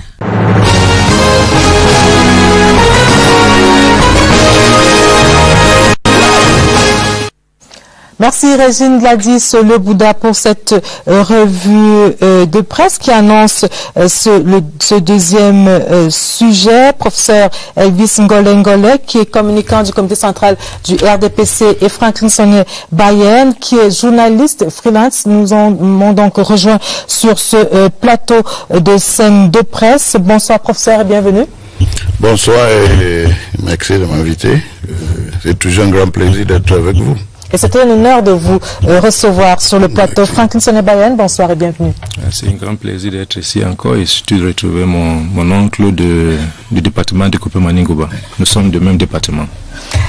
Voilà qui est dit. Alors, professeur Elvis Ngole, qu'est-ce qui, selon vous, explique cette remontée de la température dans les régions du nord-ouest et du sud-ouest? Bon, vous savez, depuis le début de cette crise, en 2016, c'est clair qu'il y a au moins 3 courants dans la communauté, disons anglophone, c'est-à-dire dans le nord-ouest et le sud-ouest. On peut même dire 4 courants. Le premier courant, c'est le courant des unitaristes, ceux qui pensent qu'il y a problème, on peut résoudre ce problème dans le cadre unitaire. Deuxième courant, c'est le courant fédéraliste, ceux qui pensent que oui, il y a problème, mais on peut résoudre le problème dans le cadre fédéraliste. Le troisième courant, c'est ce courant qui pense que oui, il y a problème, mais la solution, c'est la sécession. Et je peux dire même que le quatrième courant, c'est le courant qui dit que qui n'a aucune opinion, c'est-à-dire qui dit bon. Advienne que pourra. Oui. Ce qui se passe, c'est que depuis le début de cette crise, l'État a fait beaucoup de choses, c'est-à-dire a pris beaucoup de mesures pour trouver une solution. Et à travers non seulement les discours, l'engagement du chef de l'État et le gouvernement, on a beaucoup fait jusqu'à ce que s'est tenu le grand dialogue national. Et ce grand dialogue national était en octobre dernier. Et ce grand dialogue national était un moment tournant, c'est-à-dire que ça a permis à ce que même ceux qui étaient des unitaristes, ou ceux qui étaient des fédéralistes, ou ceux qui étaient des sécessionnistes, ou ceux qui n'avaient aucune opinion, avaient compris que il y a quelque chose qui a bougé et on peut finalement arriver à une solution quelque part. Et surtout, compte tenu du fait que parmi les grandes recommandations du grand dialogue national, on avait donné un statut spécial à ces deux régions, c'est-à-dire à la région du Nord-Ouest et la région du Sud-Ouest. Le Code général sur les collectivités territoriales décentralisées. Il y a le Code général sur la décentralisation. Donc, vous savez, pour les populations de ces deux régions, il y avait l'espoir. Le grand dialogue national avait donné l'espoir. Mais je crois que vous avez bien posé la question, qu'est-ce qui explique ces remontées? Je crois que ce qui explique ces remontées, c'est que il y a cette fraction de sécessionnistes et certains fédéralistes qui ont constaté que les mesures qui ont été prises et le grand dialogue national avait réussi et on a commencé à voir les bons fruits, c'est-à-dire il y a de l'espoir. Et ils n'ont pas voulu accepter que finalement l'État a gagné, ou la politique d'apaisement, d'ouverture, de réconciliation prônée par l'État donne de bons fruits. Donc, ils ont voulu donc casser. C'est pour cela que on voit cette remontée. C'est une façon de manifester leur échec. C'est une façon de manifester leur échec, mais en même temps de faire une sorte de chantage. Ou de survivre. Pour survivre, bien sûr. Mais là, ils n'ont pas compris que l'atmosphère avant le grand dialogue national et l'atmosphère après le grand dialogue national, et surtout après l'adoption de ce nouveau code sur la décentralisation, les deux atmosphères sont différentes. Maintenant, ils sont tellement ceux qui continuent avec cette violence extrémiste, n'ont pas compris que pour le moment, et depuis la tenue de grand dialogue national, beaucoup de monde, c'est-à-dire la communauté internationale, même certaines églises de la société civile, même certaines ONG, même certains partis politiques ont compris que c'est mieux de suivre la voie de l'apaisement prônée par l'État au lieu de faire la violence ou l'extrémisme. Donc, encore, c'est eux de comprendre que leur voie, c'est la voie de l'échec. Et la main tendue du chef de l'État, de l'État camerounais, est toujours là. C'est eux de la saisir. Alors, Franklin Sonnet-Bayen, est-ce votre avis? Vous semblez plutôt croire qu'il n'y a pas vraiment eu d'accalmie, c'est plutôt un changement de stratégie, c'est cela? Permettez d'abord que je m'incline, si vous permettez, devant la mémoire du grand frère Christopher Lobé qui est mort, qu'on a enterré. Un joli good fellow, comme on dit en anglais. Je regrette tellement que, apparemment, à peine il a pris sa retraite, il est mort. Avec beaucoup de regrets que j'ai appris de sa mort. Pour revenir maintenant au sujet. Mon oncle de mon département, il a cité 4 courants. Il n'a pas cité le courant qui ne croit pas qu'il y a un problème. Qu'il n'y a pas du tout un problème. C'était sa position. Je sais qu'il a un peu bougé, mais je sais que il faut pas faire de mensonges devant moi. Mais je sais vraiment, c'est mieux d'éviter ça, monsieur. Mais je sais que il y en a encore dans le gouvernement qui ne pensent pas qu'il y a un problème. Par exemple, le ministre de la mission territoriale, Paul Atangandji, ça me fera plaisir de comprendre que la pensée, permettez que je finisse. Permettez que je finisse. La position du ministre Atangandji, c'était celle-ci. Il n'y a pas de problème anglophone au Cameroun. Ça n'a rien à voir avec la situation actuelle. Bien sûr. Non, j'ai parlé en termes de 4 courants qu'il a cités. Je me dis, il fallait qu'il ajoute un 5e courant. Et le courant là ne croit pas qu'il y a un problème anglophone, par exemple le ministre Atangandji. Et ça me fait plaisir que lui n'a pas la position là aujourd'hui, comme M. Atangandji. Ils sont de même bord politique. Ça me fait plaisir. Je voulais juste le souligner. Pour expliquer pourquoi il y a remonté. Moi, je ne pense même pas qu'il y avait trêve. Moi, je pense que c'était juste un changement de stratégie. Ils étaient partis où? Les armes sont toujours là, les combattants sont toujours là, le problème demeure. Et il y avait quoi? La remontée, c'est juste une nouvelle expression de la volonté du combattant. Ils changent maintenant de stratégie. C'est pour ce que je comprends. Peut-être un politologue, je peux répondre très facilement. Un politologue, quand il y a un conflit, soit un conflit à caractère politique ou social, comment on peut savoir s'il y a trêve ou il y a une remontée? Il y a des indices, il y a des signes. Pourquoi on dit qu'il y a remontée? Puisque depuis la nomination du nouveau Premier ministre et les premiers actes qu'il a posés, c'est-à-dire que les tournées qu'il a fait dans le nord, le sud-ouest, les descentes et les discours, et depuis l'annonce, la déclaration qu'il y aura un grand dialogue national, voici les signes ou bien les indices de trêve. C'est-à-dire le nombre de tueries, c'est-à-dire ça avait baissé en termes de fréquence, de régularité. La fréquence avait baissé et le nombre de localités où il y avait ces violences aussi avait baissé. Il y avait certaines écoles qui étaient ouvertes, donc il y avait des indices comme montrer. Vous pouvez mesurer ça. Et on se dit donc que jusqu'à l'adoption de ce nouveau code, on a vu que la fréquence commence à monter. C'est pour ça qu'on dit remonter. Mais avant ça, on pourrait mesurer en termes quantitatifs que la fréquence avait baissé. C'est pour ça qu'on dit ça.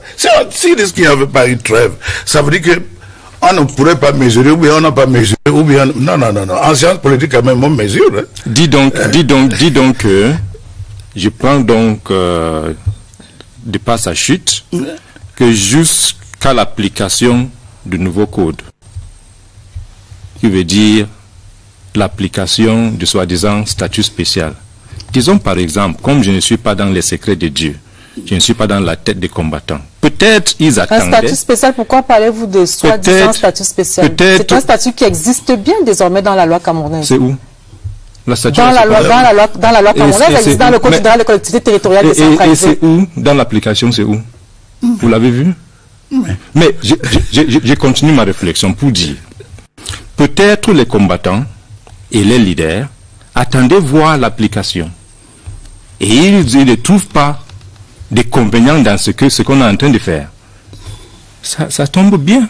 C'est le ministre qui dit qu'ils attendaient l'application du code. On a commencé à appliquer le code et c'est là où la tension remonte. Cela n'explique rien. Alors, je voudrais quand même qu'on s'arrête sur ce Code général des collectivités territoriales décentralisées dont la loi a été promulguée déjà depuis le mois de décembre et dont on commence à voir les effets sur le terrain. On ne peut pas dire aujourd'hui, professeur Elvis Ngolé, que ce statut spécial n'existe que dans l'esprit du législateur. Non, si j'entends ça, je me dis, mais soit on veut jouer la mauvaise foi ou bien on veut jouer à la galerie. Premier fait, c'est un fait. D'abord, c'est une loi. La loi existe, c'est une réalité, c'est un fait. Tant que cette loi n'a pas changé ou bien n'a pas été révisée, soit au Parlement, la loi donc est là. Avant, la loi n'était pas là. Donc, c'est une loi. Premier fait. Deuxième fait, c'est que on a eu des élections municipales. Municipales et législatives. Déjà. Ce qui donne déjà la base pour l'électorat des élections régionales. On ne va pas changer cet électorat. C'est la loi. C'est déjà en fait. Celui qui est d'accord ou qui n'est pas d'accord, le fait que vous n'êtes pas d'accord ne veut pas dire que ça n'existe pas, puisque c'est un fait. On ne peut pas dire que parce que vous n'êtes pas d'accord avec quelque chose, ça n'existe pas. Non. Nous ne sommes pas... Le Cameroun n'est pas... Nous sommes comme toute autre société politique ou système politique. Il y a des faits. Et on peut voir ces faits-là. Et aujourd'hui, on peut dire qu'à travers la loi qui a été adoptée, qui existe sur la décentralisation, il y a les pouvoirs, il y a qui sont donnés, c'est-à-dire dans le cadre de ce statut spécial.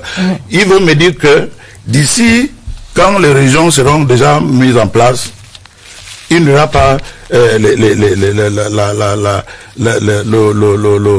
les conseils régionaux bicamérales dans le nord-ouest ou dans le sud-ouest.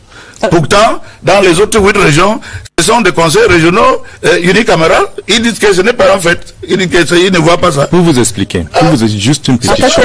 Oui, en quelques mots. Parce que on parle beaucoup de loi.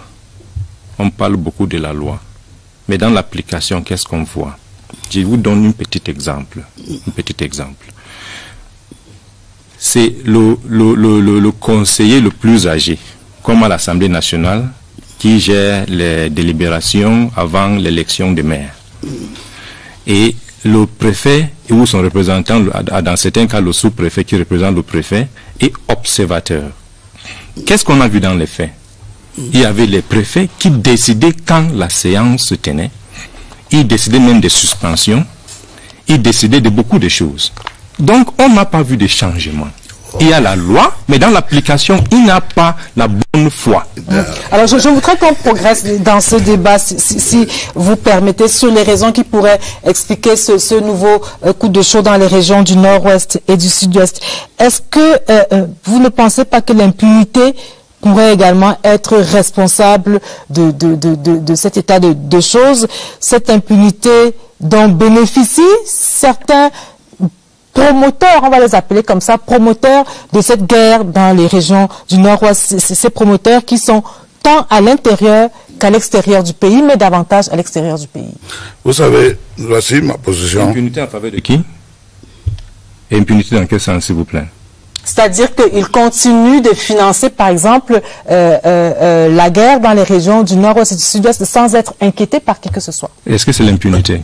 Est-ce qu'on a réussi à ceux dont on a pu arrêter, on les a arrêtés. Ce n'est pas l'impunité, c'est l'incapacité. Ceux qui sont par exemple à l'étranger bénéficient de cette impunité-là. Ils ne sont pas inquiétés. Ce n'est pas l'impunité, c'est l'incapacité de les tenir. C'est l'incapacité de mettre la main sur eux. Ceux dont on a pu mettre la main sur eux, ils sont en prison.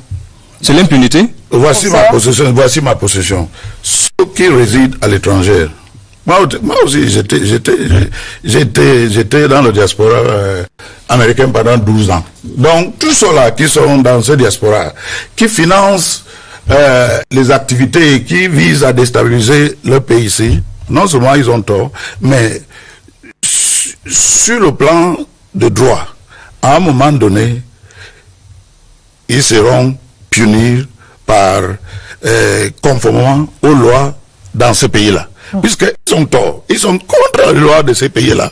Donc, pour moi, en ce qui me concerne, sur le plan de droit, est-ce que vous pensez, la question c'est celle de savoir si du fait de cette impunité-là, du fait qu'ils ne soient pas inquiétés, le fait qu'ils ne soient pas inquiétés dans ces pays-là pourrait justifier que la température remonte dans les régions du nord-ouest et du sud-ouest? Une chose est claire, c'est que dans ces pays-là sont des systèmes politiques qui fonctionnent un peu différemment.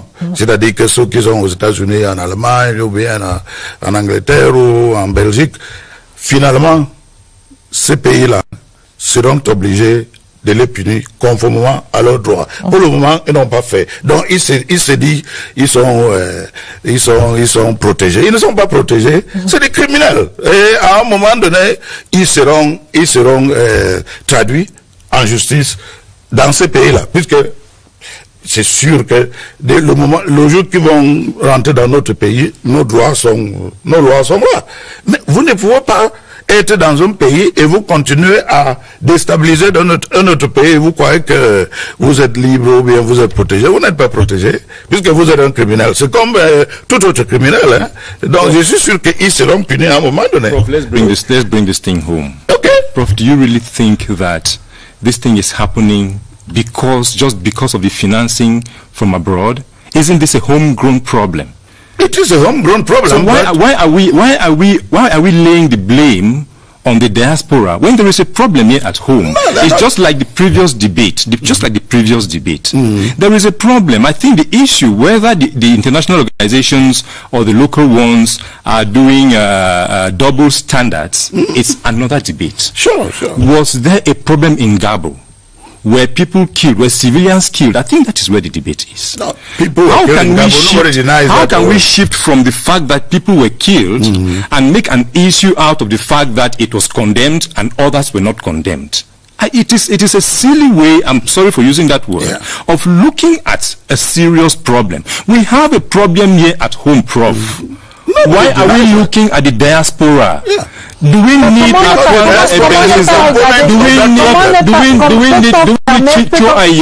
Do we need whoever? Don't I feel the problem sitting here? Do I need them to tell me to cry? I do too, just like you. Why do we shift the blame to the diaspora when those guys may never come back. Let's be serious.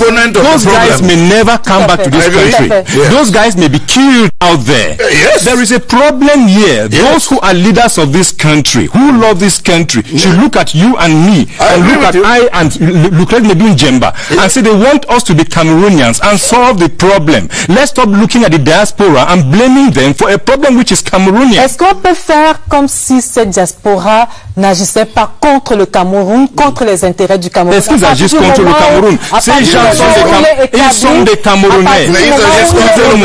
Ils sont des Camerounais. Ils sont Camerounais.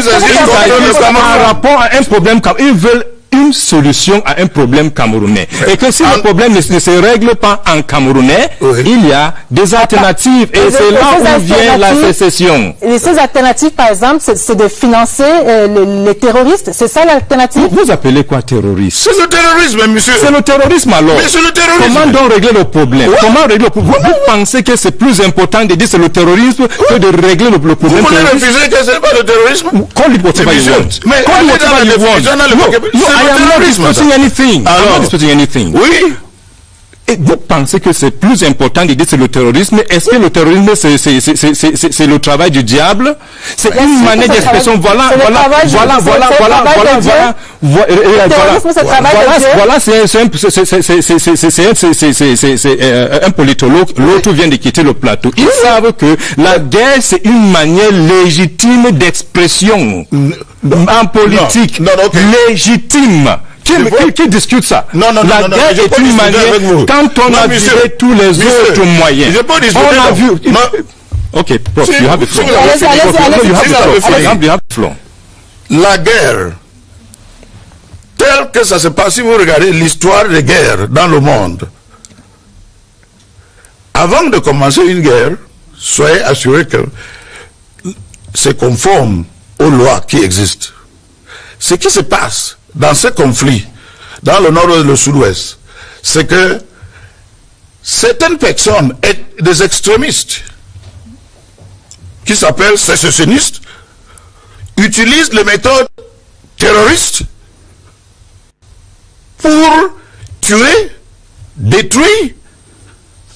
Eux, ils peuvent appeler ça la guerre. La réponse de l'État camerounais, laissez-moi finir. La réponse de l'État camerounais, c'est quoi? En toute légitimité, en toute légalité, c'est de répondre comme tout État souverain. Donc, si quelqu'un a tort, c'est celui qui a pris les armes. Et il a tort sur tous les plans. Puisque lui, il est terroriste, et il utilise les méthodes terroristes. Et seule l'armée, professeur, et seule l'armée dans ce contexte a le droit d'utiliser la force. Parce que la définition d'un État, c'est que c'est lui. La définition, je dis, dans tout vocabulaire, dans toute encyclopédie, c'est quoi? L'État est le seul qui a le monopole exclusif d'utilisation de la force légitime. Ce n'est pas celui qui a pris les armes contre la loi, contre les lois. Non, monsieur. Vous ne pouvez pas dire que la guerre est légitime quand tu es contre la loi. Tu es contre les populations. Comment vous dites ça? Dans quel cours ça? Dans quelle la faculté de quoi? Si vous remarquez, ce n'est pas les tueries des combattants, comme vous préférez appeler, qui fait problème. On ne condamne pas. Ça fait partie du problème. On n'a jamais. On ne peut pas dire. Je peux pas vous laisser dire sur ce plateau. Non, vous n'avez pas écouté. Vous n'avez pas écouté. Vous n'avez pas écouté. Écoutez-moi. Je dis. Franklin sur les Bayern. Non. Si vous voulez que je parle. Je ne peux pas vous laisser dire sur ce plateau que ces tueries ne font pas partie du problème. Elles constituent même le problème. Vous êtes en train de penser que d'écouter. Écoute ce que je suis en train de dire. Écoute ce que je suis là pour parler. Je ne peux pas vous laisser dire cela. Ce qu'on condamne souvent, ce n'est pas la tuerie des combattants. Ce n'est pas quand l'armée tue des soi-disant terroristes ou les terroristes. C'est les exactions. Quand on tue les civils non armés. C'est ce que je suis en train de dire. Mais est-ce que vous condamnez les ambassadeurs des terroristes qui tuent les populations, comme parlez de moi.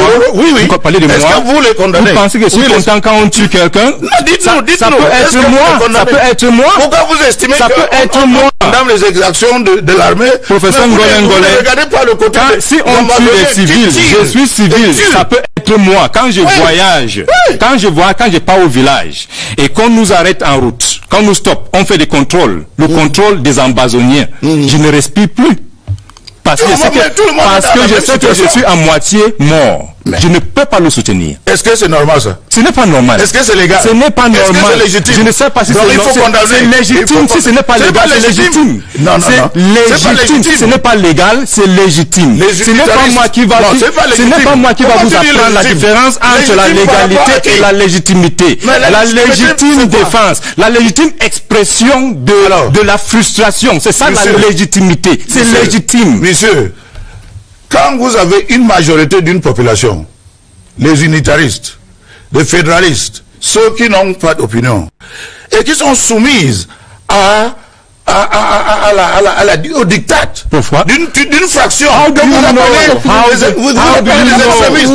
appelez ça légitimité. Do you trace it with a knife? Monsieur, on s'était mandaté. Qui parle au nom de qui? On s'était mandaté par les populations. Tu sais comment on peut le savoir? Moi, je vous pose la question sur le plateau. On s'était mandaté pour brûler les écoles. Qui brûle les écoles? Les Ambazoniens. Vous dites ça? Mais s'il vous plaît. C'est comme si... We know who burns the schools. We know who burns the houses. Écoutez. J'ai visité des endroits qui ont été brûlés par les Ambazoniens. C'est pour vous donner des exemples. C'est pourquoi la dame de ONG qui était ici, c'est pourquoi la dame de ONG qui était ici demande les enquêtes. Des enquêtes indépendantes. Parce que tout le monde peut dire ce qu'il veut dire. Vous entendez que ces écoles ont été brûlées par qui? Ont été incendiées par qui? Il faut les enquêtes. Il faut les enquêtes pour établir, parce que l'armée va dire c'est les Ambazoniens, la bande dit que c'est l'armée. On dit ce qu'on ne connaît pas. On va dire ce qu'on ne connaît pas. Quel est l'intérêt que l'armée a à incendier des écoles, à incendier des édifices publics, à empêcher les enfants d'aller à l'école, à brûler les commerces? Quel est l'intérêt à tuer les civils? Le professeur Onangini était ici, il a dit c'est la guerre hybride. C'est vrai. Parce que les populations vivent... Non, parce que les combattants se cachent entre les populations, ce qu'on appelle en anglais human shield. Qu'est-ce qu'on fait? Une armée qui aime sa population, qu'est-ce qu'on fait? Est-ce qu'on fait bénéfice des doutes? Bénéfice de... Vous mettez des réserves sur l'action de l'armée. Est-ce qu'on rase un village pour tuer deux combattants? On utilise d'autres moyens de les distinguer. C'est l'armée qui est formée. C'est l'État qui a tous les moyens d'intelligence. Comment venir raser un village parce que tu veux tuer deux combattants? Est-ce que c'est raisonnable? Non, donc vous insistez sur l'armée. Donc depuis 2016, vous ne voyez pas des exactions, des tueries, de viols, de destruction de la part des Ambazoniens? Quelqu'un doit vous dire ça. Je voudrais quand même donner quelques chiffres. Je voudrais quand même donner quelques chiffres sur ce plateau. Cette guerre, depuis qu'elle a commencé, a déjà fait 170 000 déplacés interne. On parle également, on parle près de 3000 morts, voire un peu plus de 3000 morts, parmi lesquels des soldats également, près de 200, et également des Ambazoniens qui ont été neutralisés. Donc on ne peut pas faire comme si ces chiffres-là n'existaient pas, comme si des vies n'ont pas été sacrifiées sous la table des égoïsmes sécessionnistes. Alors je voudrais quand même qu'on continue ce débat, professeur Ngolengole. Pour une certaine opinion aujourd'hui, il ne s'agit plus de revendications sécessionnistes, mais de tentatives réelles de déstabilisation de notre pays. Est-ce que vous êtes d'accord avec ce point de vue-là? Je suis tout à fait d'accord, puisqu'il y a des renseignements qui montrent que dans ce qui se passe, c'est clair que il y a un complot ou bien il y a des manœuvres de déstabilisation de nos institutions. D'abord, certaines ONG, je ne dis pas tous ONG, puisque je sais très bien en tant que politologue que dans toute démocratie, on a besoin de la société civile. La société civile est très importante et les ONG appartiennent à ce secteur de la société qu'on appelle la société civile. Mais c'est clair. Et quand on a parlé tout à l'heure là avec, on a parlé en ce qui concerne les propos du ministre Atangandji, on oublie deux choses. Que première chose, le ministre Atangandji, c'est lui qui est en charge de ce secteur, le secteur des ONG. Deuxième chose, c'est que le ministre Atangandji a des informations que les autres n'ont pas. Donc quand il est dans son rôle. Il a des informations que les autres n'ont pas. Et donc, à ce moment, tout est clair que il y a certaines organisations, certains individus qui sont payés ou bien manipulés pour déstabiliser notre pays. Et ces informations, c'est-à-dire que vous n'avez pas besoin d'être magicien pour comprendre ça. Hein? Puisque c'est clair, ces infos, on a ça. Vous-même, vous avez suivi les rapports entre cette association qui s'appelle l'Association de sociétés civiles basse, qui est basée, je ne sais pas, en Europe, avec ce qui se passe dans le nord-ouest ou tout dernièrement à Galim à l'ouest. Vous avez suivi les rapports entre ces soi-disant sécessionnistes qu'on appelle Yakubo, avec cette chercheuse de Human Rights Watch. On a d'autres informations. Donc personne ne peut douter qu'il y a une tentative, un complot pour déstabiliser le Cameroun. Mais c'est que ceux-là qui sont des auteurs de ces manœuvres n'ont pas compris, c'est que les Nations Unies ne peuvent jamais accepter que le Cameroun soit divisé. Alors parlons justement des Nations Unies. Le Camerounais ne va pas accepter que le Cameroun soit divisé. L'unité, c'est notre réalité, c'est notre avenir. Parlons justement des Nations Unies. Le 11 mars dernier, lors d'une réunion consacrée à la paix et à la sécurité en Afrique, le Conseil de sécurité de l'ONU a réaffirmé son attachement à la souveraineté, à l'intégrité territoriale et à l'indépendance de tous les États, conformément à la Charte des Nations Unies. En cela, on peut considérer, Franklin Sonnebayen, professeur Elvis Ngolengoles, qu'on peut considérer que l'ONU a conforté le Cameroun dans l'option qu'il a prise de préserver justement son intégrité territoriale face à la menace sécessionniste. C'est naturel, hein, c'est naturel. Les Nations Unies traitent avec les États. Et dans le conflit camerounais, l'État, c'est à Yaoundé. Ce n'est pas à Boya, ce n'est pas en Brousse. Donc c'est naturel que les Nations Unies soutiennent le Cameroun. Mais il faut comprendre que dans aucun pays, dans aucun conflit de la sécession, les Nations Unies n'ont jamais, en amont, soutenir la partie de sécession. Tout à fait, parce que la sécession est une déclaration de guerre de fait. C'est avec la pression, c'est avec les réalités du terrain, c'est là où les Nations Unies entrent pour trancher. Ce n'est pas en amont que les Nations Unies peuvent dire que nous soutenons la République de l'Ambazonie parce que ça n'existe pas encore.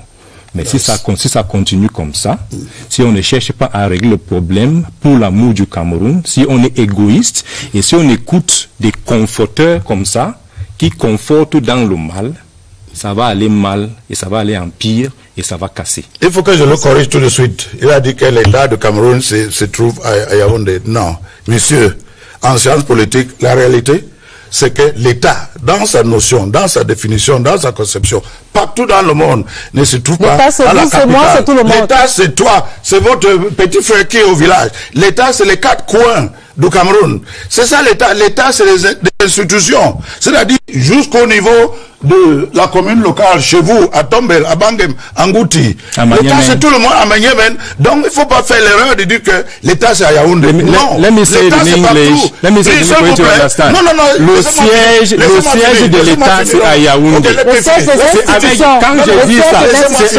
c'est avec Yaoundé que les Nations Unies traitent. C'est ce que je voulais dire. Si vous avez compris et que vous voulez vous voulez semer la confusion dans les esprits des gens, vous m'avez compris, mais vous voulez semer la confusion.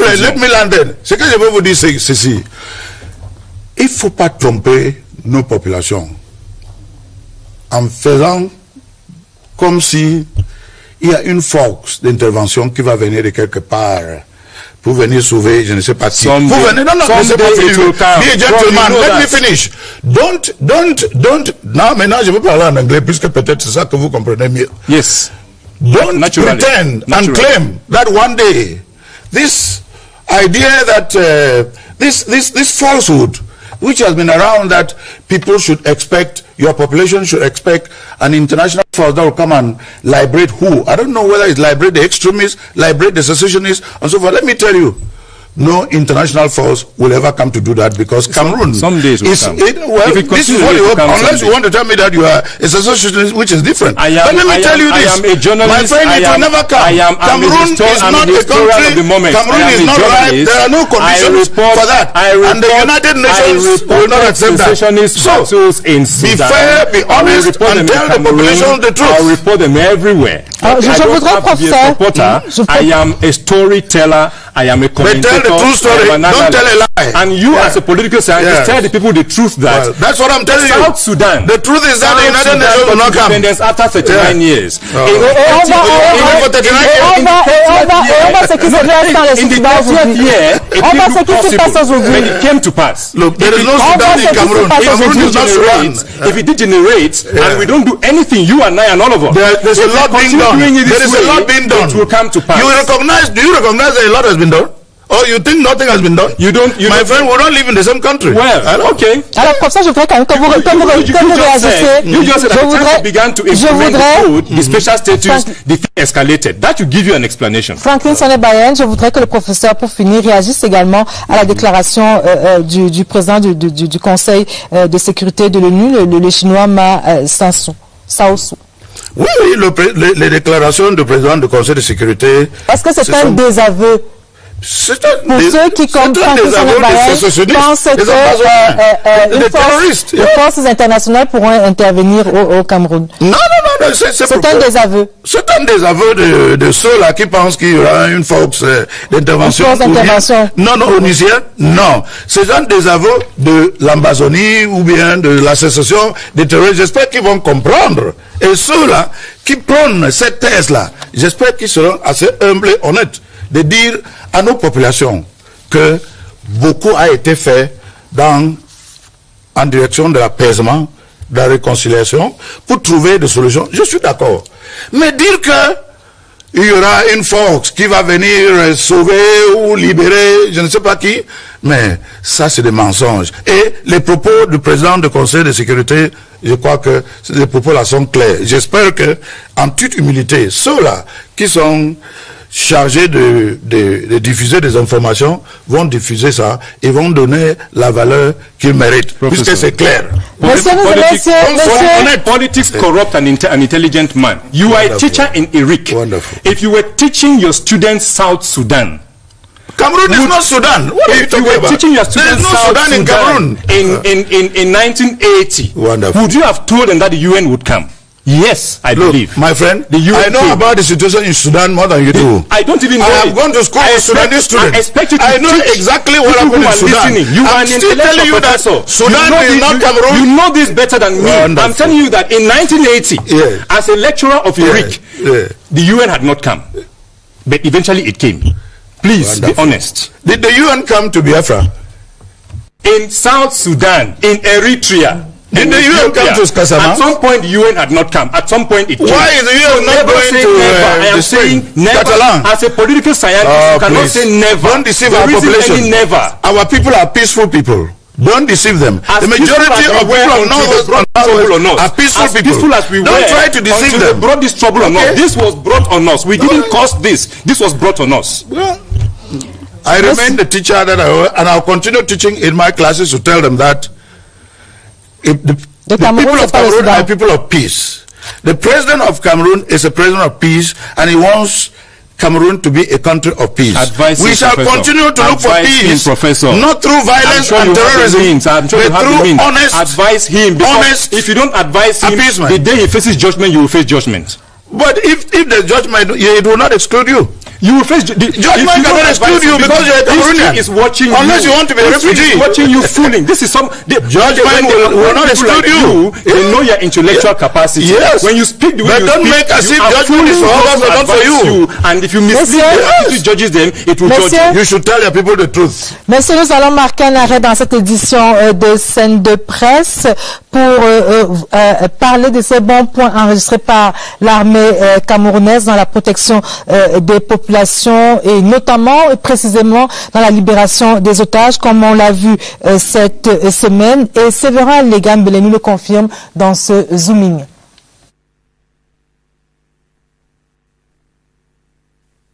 Selon les informations puisées à bonne source, l'enlèvement des 5 jeunes filles par les séparatistes a eu lieu à la sortie de la messe dans la localité de Mbiamé, département du Bui, région du Nord-Ouest.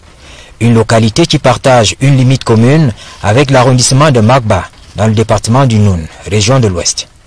Au cours d'une opération militaire planifiée, des fils à aiguille, l'armée a pu démonter la technique de prédation qui a conduit à la séquestration des adolescentes gardées dans un local tenant lieu de prison, dans le camp des séparatistes. Aux ravisseurs, les parents apeurés devaient verser des rançons. Et pour se donner un peu de force, pendant la détention, les otages devaient acheter à chaque fois un verre d'eau à 1500 francs CFA et 3500 francs pour un plat cuisiné. Les ravisseurs ont été neutralisés, les jeunes filles libérées ont été ramenées à Bafoussam pour un suivi médical sous le contrôle de l'armée. Nous les encadrons, nous leur donnons le moral parce qu'elles sont venues vraiment déboussolées, elles n'avaient plus de morale. Donc ce que nous faisons, c'est que nous essayons de les mettre en confiance. Oui, pour qu'elles ne soient pas attristées. C'est vrai que beaucoup parmi elles ont mal puisqu'elles ont été frappées sévèrement. Donc déjà nous avons fait une prise en charge du côté de l'hôpital. Au passage du ministre de l'administration territoriale à Bafoussam, le gouverneur de la région de l'Ouest a tenu à présenter cette prouesse de l'armée camerounaise. Les deux autorités ont salué le professionnalisme, toutes les actions civilo-militaires des forces de défense et de sécurité concourant à renforcer le lien armée-nation. On ne peut faire que remercier vraiment les forces de défense et de sécurité d'avoir libéré ces enfants. C'est dommage, mais je crois que nous allons davantage, n'est-ce pas, suivre les recommandations du chef de l'État, à savoir les autorités administratives, les forces de défense et de sécurité, traquer les terroristes, les neutraliser et les envoyer à la justice. Une fois l'accompagnement psychologique terminé, les 5 adolescentes pourront retrouver leur village, Mbiamé, dans le Bui. Merci. Merci Séverin Legambele. Sur le plateau avec moi, le professeur Marcelin Guélé Abada, qui est point focal des services du Premier ministre à la Commission nationale de promotion du bilinguisme et du multiculturalisme. Bonsoir professeur et bienvenue sur le plateau. Bonsoir madame. Alors, la Commission nationale de promotion du bilinguisme et du multiculturalisme s'apprête à mener bientôt une campagne de sensibilisation et d'appropriation de la loi du 24 décembre dernier sur les langues officielles. Alors, première question, professeur, en quoi est-ce que cette loi peut constituer un élément d'apaisement dans les régions du Nord-Ouest et du Sud-Ouest? Je vous remercie pour cette question. Dois-je vous rappeler que la langue peut diviser, elle peut être source de conflits, et en arrière-fond, effectivement, les deux langues officielles que nous utilisons peuvent susciter des conflits chez nous et peuvent aussi, la langue que je voulais dire, aussi constituer un ciment d'unité d'intégration nationale. La question de cette loi n'est pas nouvelle. Vous savez que dans l'inscription conjointe depuis 1960, il y a eu la langue officielle était le français, la constitution du 4 mars. Mais en 1961, nous avons eu les deux, le Cameroun réunifié, la Constitution a consacré les deux langues officielles. En 72 également, cette inscription était maintenue. Mais c'est 96 qui est important parce que la loi constitutionnelle 96, dans son article 1er alinéa 3, dit que ces deux langues sont d'égale valeur. Si vous prenez la version anglaise ou la version française de la Constitution, on dit l'anglais et le français. C'est pas anodin. C'est donc ce qu'on pourrait dire par rapport à cette loi, c'est que pour certains peut-être, mais je pense qu'on n'avait pas forcément besoin, elle vient combler un vide. Parce qu'en fait, en prônant l'égalité des deux langues, cela doit maintenant être opérationnalisé dans la pratique administrative. C'est une obligation de l'État de respecter le bilinguisme, mais également aussi un souci pour l'État de faire en sorte que les Camerounais et les Camerounaises dans leur entièreté puissent s'exprimer dans les deux langues officielles qui constituent notre credo et notre ciment, notre unité. On ne doit pas se sentir étranger. Et le sentiment qui est en arrière-fond du conflit que vous évoquiez tout à l'heure là, et peut-être que certains pensaient à tort ou à raison qu'une langue avait tout envahi et que l'autre langue était un peu en recul. Oui. Donc je pense que la loi du 24 décembre 2019 est une réponse, peut-être pas définitive, mais c'est un processus qui participe de la construction continue de l'État, comme vous le savez. Alors, au moment où vous allez descendre sur le terrain, la question qui, moi, me vient à l'idée, c'est celle de savoir qu'en est-il des articles 19 et 26 de cette loi du 24 décembre 2019. Ces articles qui tendaient à créer une sorte de discrimination entre les langues. L'article 19 sur les correspondances administratives, l'article 26 sur les décisions de justice. Qu'est-ce qui a été fait à ce niveau-là? Vous permettez que je puisse très humblement dire que nous sommes le point focal. La campagne de sensibilisation impartie à la Commission nationale pour le bilinguisme et le multiculturalisme. Nous n'en sommes pas membres et nous travaillons au quotidien autour du ministre secrétaire général, le professeur Fouda, pour accompagner le travail du Premier ministre. Donc, si nous sommes invités à accompagner, oui, mais je ne pense pas que nous soyons au premier plan de cette campagne qui va être effectuée par la Commission nationale qui est présidée par, comme vous le savez, le Premier ministre Moussongwe. Donc, sur votre question, concernant les discussions des articles combinés, articles 16 et 26, il y a une expression qui est écrite là-dedans pour dire que les communications, les correspondances, l'article 16 s'entend, se font indifféremment dans les deux langues. Ben, ça signifie quoi? Ça signifie pas que l'autorité administrative va envoyer des correspondances dans les régions nord-ouest et du sud-ouest en omettant le fait que, en grande partie, l'expression qui est là-bas, c'est la langue anglaise. Donc, nous pensons que les ministres sont des hautes autorités qui ont la mesure de ce que la loi peut prescrire. Donc, si c'est indifféremment, c'est qu'on peut envoyer en français et en anglais. Mais il revient donc au ministre, membre du gouvernement. Dans la pratique, dans les correspondances, de discriminer. C'est le rôle d'un ministre, d'un membre du gouvernement. De la même manière, la loi dit l'information que vous envoyez à une administration publique doit être disponible dans les deux langues. Quand bien vous auriez effectuer une correspondance en français, vous devez la produire en anglais parce qu'effectivement, l'utilisation qui va en être faite doit permettre à l'usager de pouvoir comprendre quel est le message public qui émane soit de l'autorité centrale, soit des autorités concentrées ou décentralisées. Et pour ce qui est des décisions de justice? Voilà, c'est le fameux article 26 qui a suscité beaucoup de débats parce qu'en fait, la loi n'a pas été faite pour une corporation. Il faut que nous comprenions dans notre pays de manière définitive. Il est dit, les deux alinéas de ce texte visent d'abord la conduite de l'instruction judiciaire qui se fait dans la langue de celui du justiciable. Parce qu'au fond, la justice est rendue au nom du peuple camerounais. Qui doit-on protéger dans un litige? On doit protéger les parties qui sont là.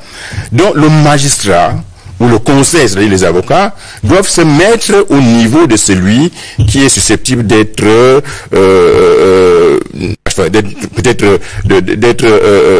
victime ou alors sur qui pèsent lourdement des sanctions judiciaires devant lui. Donc la conduite des opérations, que ce soit l'instruction au niveau de la police ou de la gendarmerie ou au niveau de la justice proprement dite, se fait dans la langue du justiciable. Parce qu'en fait, il faut protéger ce qu'on appelle le procès équitable. Donc, dire que les droits de défense doivent être protégés, il faut permettre à celui qui se défend de se défendre dans la langue qu'il connaît. La ligne 2, par contre, c'est la décision qui est rendue. Elle est rendue dans la langue du magistrat. Parce que le magistrat, vous savez, on n'écrit pas une décision n'importe comment.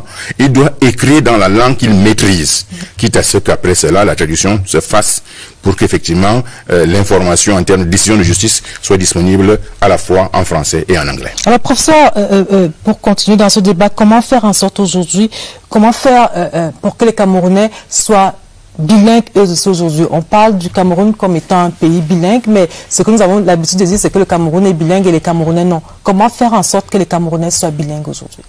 Cette loi porte en effet les réponses à vos préoccupations, en ce que cette loi permet non seulement à l'État de répondre à une obligation qui est étatique, celle en fait de rendre disponible l'accès aux documents administratifs, l'information administrative, l'information publique en 2 langues, mais également promouvoir la pratique, l'usage de l'anglais et du français. Il faut être précis sur ce que je viens de dire là.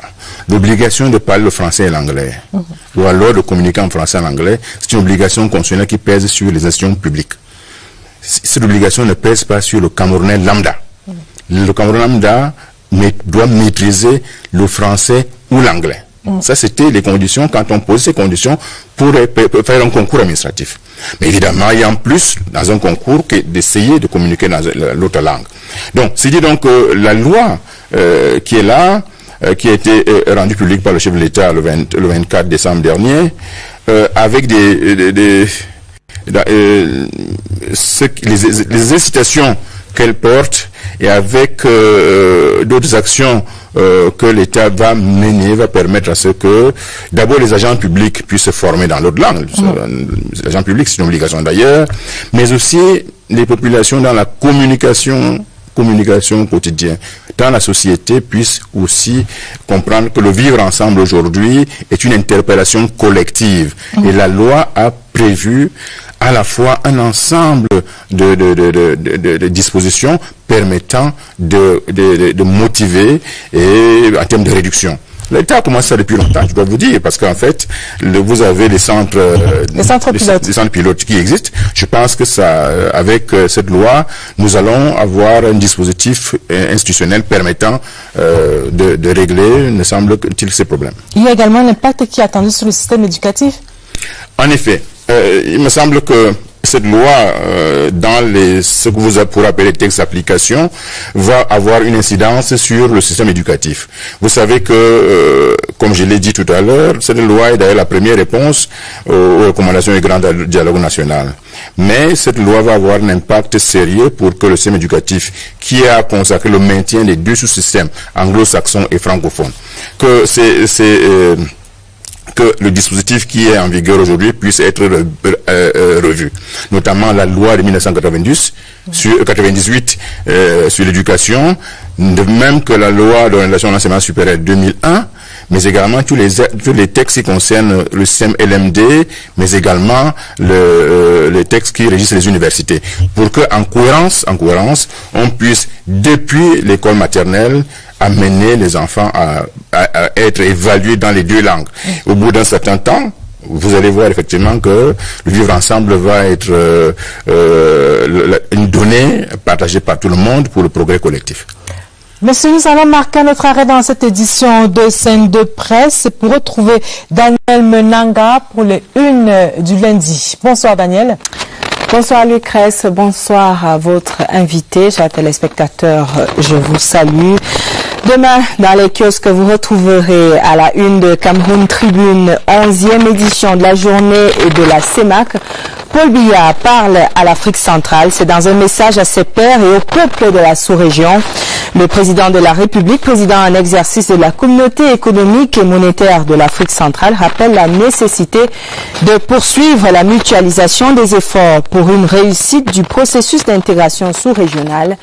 Intégralité du discours et premières analyses de Cameroun Tribune à lire en pages 2 et 3. L'économie report décrypte le marché de la téléphonie mobile 20 ans après, avec l'arrivée du 4e opérateur Camtel. Analyse à lire en pages 4 et 5. Autre sujet, cette fois, étudiants camerounais, mésaventures marocaines. Mutation révèle que 2 ans après leur arrivée au Maroc, 30 boursiers n'ont toujours pas reçu La dotation que le gouvernement devait leur octroyer, enquête à lire en page 5 du quotidien de la South Media Corporation. Et pour finir, The Guardian Post declares in front page gross marginalization of anglophones in state protocol. Contexte demain, le port des attributs des députés à l'Assemblée nationale. Ces informations et bien d'autres à retrouver dans ces 4 unes et dans bien d'autres encore dans les kiosques. Ce lundi, c'est un rendez-vous. Le même rendez-vous, nous le prenons dimanche. Tout à fait, Daniel. Merci d'être venu. On se retrouve donc dimanche prochain. Professeur Marcelin Guélé-Abada, merci d'être venu. Madame, Monsieur, c'est la fin de cette édition de Scène de Presse. Merci aux équipes techniques et rédactionnelles. Merci à tous nos invités. La presse quitte la scène. Merci, bonsoir.